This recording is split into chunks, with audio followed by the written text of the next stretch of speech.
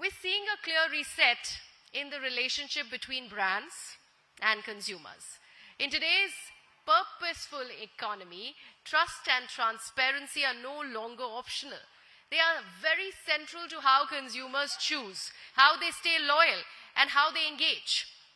Our next panel examines how brands are responding to this very shift by embedding purpose into everyday decisions and culture and reshaping the brand equation where credibility, impact, and long-term growth come together. To lead this next conversation, please welcome Imran Fazal. And joining him for this session are Kunwar Himmat Singh, Director Corporate Affairs, Nestlé India. Also joining him, Deepak Gupta, co-founder and CEO, Bombay Shaving Company. And Dimple Fouzdar, founder and creative director, Maison de Fouzdar. Let's give them a huge round of applause, ladies and gentlemen.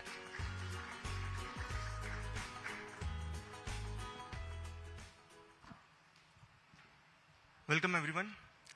Today when we look at purpose economy, brands today are going towards sustainability and the purpose that today the consumers are looking forward to.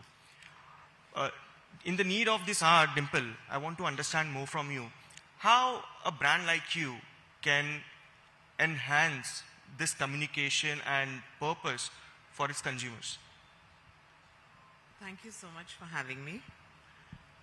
First of all, smelling is one of our 5 senses, and I feel it's really underutilized. In India, we are actually not using our sense of smell so much. So I really wanted to, give this experience to people where people actually can elevate their lifestyles by and through fragrances.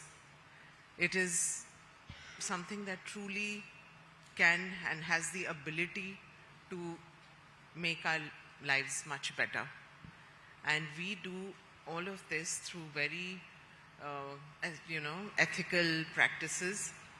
We make sure that India has a world-class product and something that can be represented globally. And India, though it's been a provider and it produces a lot of raw materials for perfumery, but never has it been, no Indian brand has been represented in the global platform. And I wanted to do that. But how important is it for a brand like you to join hands for this purpose and push towards such communications towards its consumers?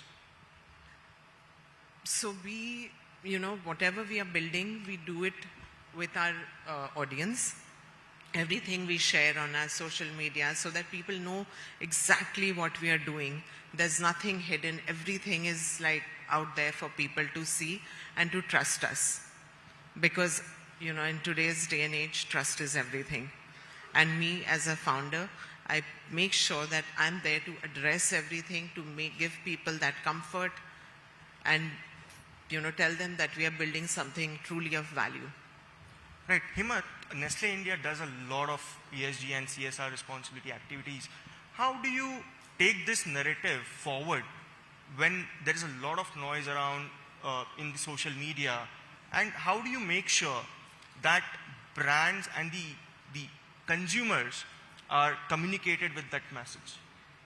Okay, thank you very much. Thank you for having me over here. It's been a very Tata-heavy session for very good reasons. But I must say that we are a company, Nestlé, which, like the Tatas, is slightly older than Tatas. We are about 63 years old. And there are good reasons for that. And the reason is, somewhere along the line, there is purpose embedded in everything that we do. It's in our DNA.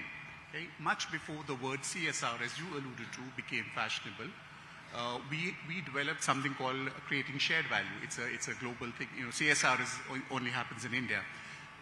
But it's a philosophy which, if you come to our office, you meet our employees, you will sense a certain trait of humility, empathy, and respect. And that respect is not just to the consumers, not just to our suppliers, not to our customers, it's also amongst each other. And we always say that if you did not get your act right, you would not survive for 160 years. It's for a very good reason. We are in 185 countries. We are the world's largest food and beverage company. And the only reason is because we stayed true to our course. Just now, the member of parliament on the way out, she exchanged something very interesting, and she said, oh, I've grown up on Maggie. I recently went somewhere and I had Maggie and something. It just tells you the love and affection that the brand has created over the years. It's because it's always stayed true to its purpose. It's stayed true to its values. And that's what we do in Nestlé. And that's how we are able to manage the noise which is there in social media sometimes. You have to speak your truth. You have to speak it honestly, with dignity, but with facts. So it's not that we have not faced issues. Of course we have faced issues. But because we've been able to sort of overcome that with fact-based, science-based, honest, straightforward answers, we have come back and how. So that's really been our approach towards social media and the noise which is there, is to treat it not like a slugfest, because that's no win, it's a very slippery slope, but to get our act right, speak our truth and say it with dignity. Right. Today, earlier in the day, Union Minister Chirag Paswan rightly noted that influencers are spreading a lot of misinformation around food products. And a brand like Nestlé has also faced similar kind of backlash on social media.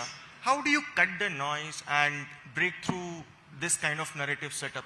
It's the honest truth. Fake news or false news or incorrect news travels around the world before the truth is just about tying its shoelaces.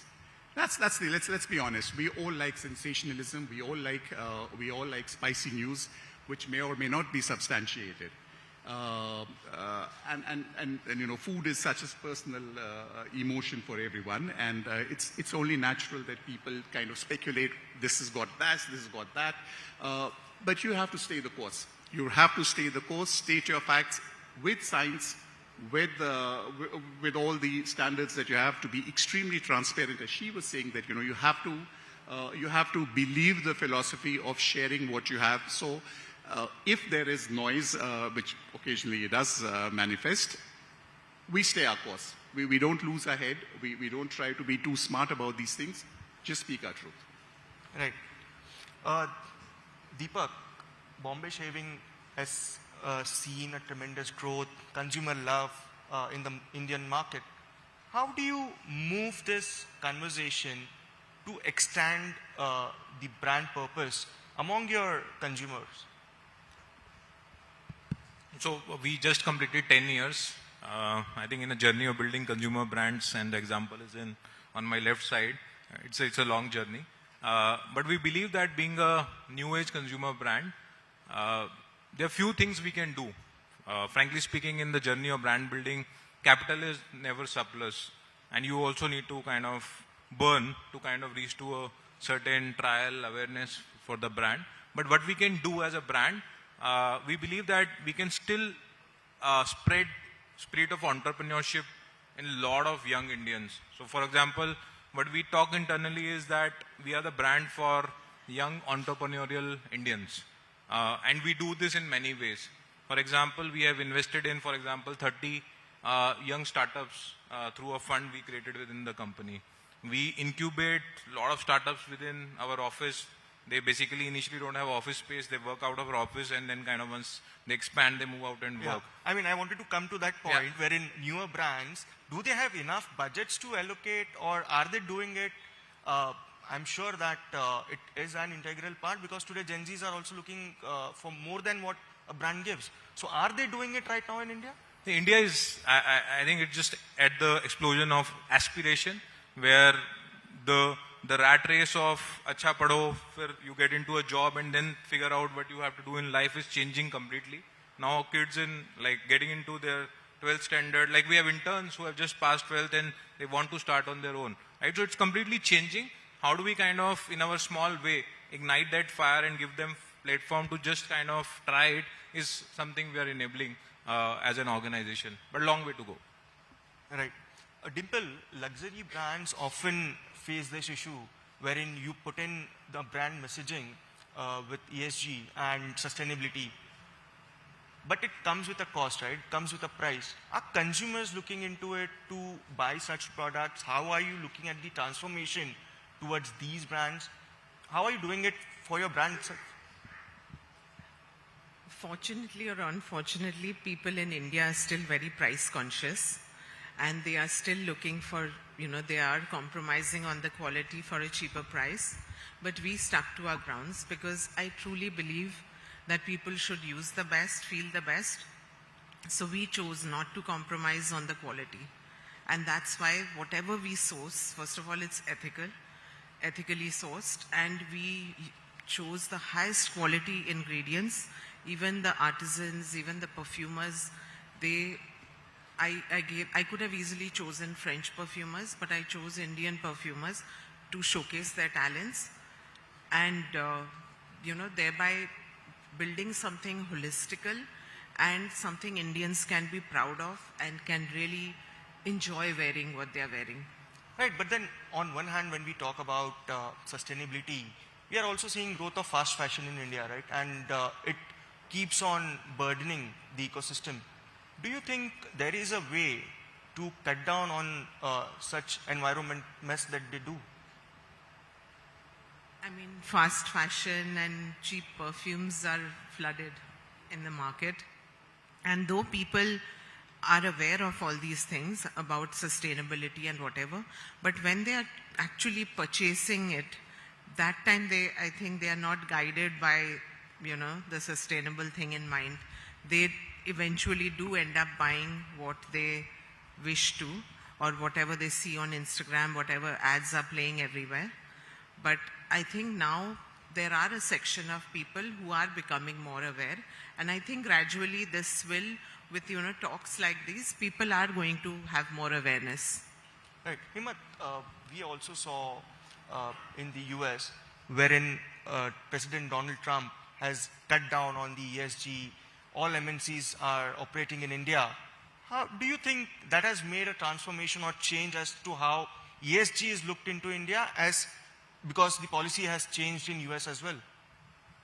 So, I won't speak about people come and go in governance. That's fine. But I think for us, for companies like us, ESG is part of the philosophy of being sensitive to the environment where we work, in the communities where we work, for the larger good. We are here for the long term. We do not believe that if you do not talk, it's all very good to talk about pricing and performance and all of that. But if you don't have a larger purpose, and ESG is part of being sort of sensitive, I don't think you can survive. I mean, pricing may just open a door. The performance of the product may sort of get you in.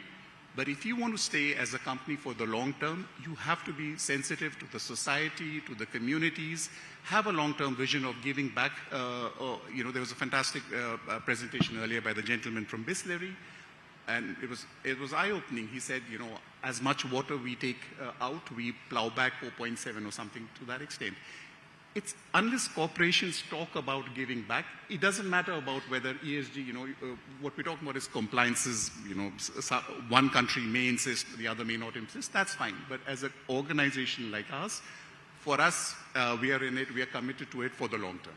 Let me ask you again, have you seen a cutback in the MNCs, which are US headquartered, doing it in India as well? Do you see a change of approach in the ESG? Not in India, I'll be honest. I think people are staying to the course. I don't think people react. They do realize that there is, there's the politics of the world, and then there is the business of the world. There is, at the end of the day, we are all humans first. We understand certain models. He understands his model very well. And it doesn't matter how, the power shifts and the geopolitiks and all. It's part and parcel of it. But I think companies do stay the course on certain, and certainly on values. And that's, I'll leave it at that. Values are non-compromisable.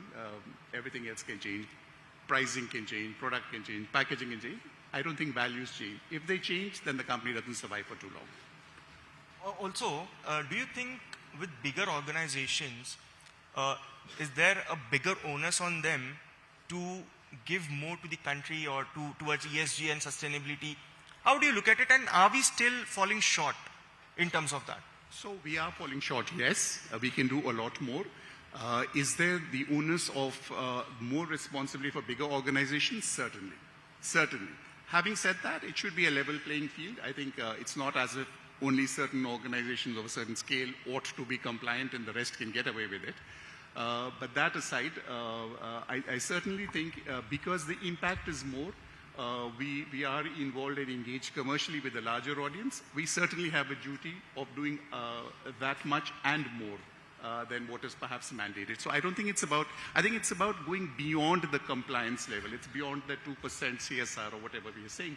It's about genuinely believing that purpose helps your business. Right. Deepak, we have seen D2C brands scaling, growing and contributing to India's economy. But how important it is for them to look into ESG as, not as a, काम करना है इसलिए कर रहे हैं, but to make sure कि it makes an impact. I think very fair. While there is a new consumerism and needs are evolving because consumers are able to kind of earn more, spend more, they want to save less. Because of that, the new age brands have been able to come up, thrive and then expand. But at the same time, I think there are a lot of opportunities which large organizations, because of inherent structure, are not able to solve for the country, and that's the opportunity for the younger brands to actually tap onto. And because, for example, we are in business of making razors, and one of the latest razor we launched is called Eco Razor, where we use the stubble being burned in Punjab as a raw material to make the handle of the razor. So again, this for our competitor, who is a large organization, to do will structurally is not possible. Great brand, again deep pockets, but structurally not possible. But for us, when we are kind of thinking of an idea, we could do this because we are starting from the scratch. So again, I think inherently, if we believe in that we are building from India for the world, we care for the country, we care for the community, I think the newer companies have significant opportunity to create massive difference through the initiatives that even larger organizations are not able to do. Right. But tell me, I know Shantanu is quite active on social media platforms everywhere. Does your consumer come to Shantanu and say, hey, I need a sustainable product from you, I need this from you, can you do it for us? Yeah, so in fact, one of the strength of a brand is that we are always in front of the consumer. And we believe that the new age consumer, again, is not buying into the brand story. They are buying into what you are. Does the consumer entrust you with the responsibility that you are speaking in front of the camera? And we live it. In fact, a lot of the people we interview for jobs, they actually know about the company more than us. Right? So same for the consumer, because we are on social media all the time, they are very demanding, and it put a lot of pressure on us to solve it for them. We have done a fair bit of that, and we'll continue to kind of get better. Have you faced that thing, that we need some more packaging, sustainable packaging methods, this, that? I mean, what are consumers telling you, and is that converting into revenues or a growth in your sales? Absolutely. I think consumers are extremely vocal. They are extremely expressive. And if you do not pick the vibe, you do not read the room, we'll be out. And, there's a very good example, as he mentioned, of, buying a stubble and making a razor. If that becomes a talking point, then the competitor better wake up. The size cannot be the issue that they can't do it. So having said that, so yes, I think consumers do come to us. They do sound out their sensitivities, their preferences. And if we do not listen very, very carefully, we don't last too long. My last question, tell me, in coming next 5 years, do you think the new brand equation in India would be price, performance or purpose? I think performance is the first and foremost most important factor. Next, I think, will be purpose. And purpose will again play at the top end of the segment. And pricing, of course, will remain as the mass kind of a segment. Pricing will matter there. But without performance, just purpose alone or price alone cannot determine the, growth or success of a company or a brand. Right, but then performance and purpose should go hand in hand, don't you think so? I think for me, at least, performance comes before purpose. But, purpose, of course, people do want to, but eventually, I think it has to be a bit of all three. But ideally, of course, purpose. But in reality, I think it should be performance, purpose, and pricing. But as we go forward, we hope it is purpose. All right. Thank you so much for being here today and sharing your insights. Thank you so much. Thank you. Thank you.